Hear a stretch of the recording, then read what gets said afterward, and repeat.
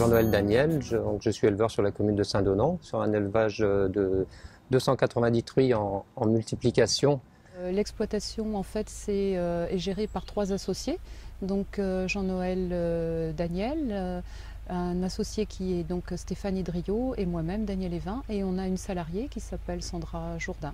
Le fait qu'on ait embauché une femme au niveau de l'exploitation, c'était aussi quelque part un acte militant que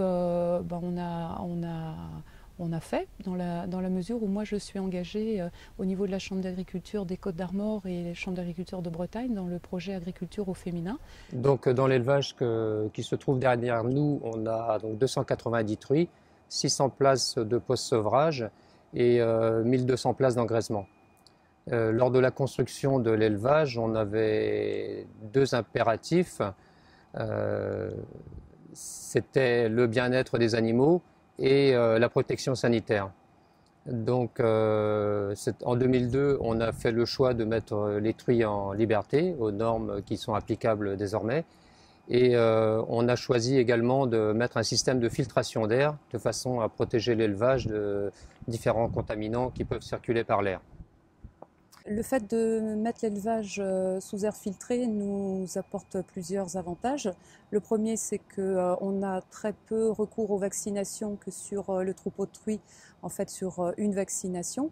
Et en ce qui concerne les antibiotiques, sur la partie post-sevrage engraissement, on a supprimé les antibiotiques et on peut éventuellement intervenir de manière très ponctuelle, au cas par cas, pour un animal qui peut avoir un problème physique qui a été repéré dans le travail qu'on fait au quotidien. Du fait de la taille de notre élevage, donc les 290 truies et les 3700 porcs produits sur le site, nous amenait à avoir une réflexion sur le traitement de lisier. La méthanisation nous permet de chauffer l'ensemble de notre élevage à partir du gaz produit par le lisier.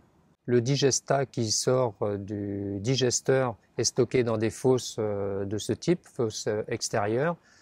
Il est ensuite épandu sur des parcelles de culture, donc qui peuvent être des parcelles de blé, de maïs, d'herbe.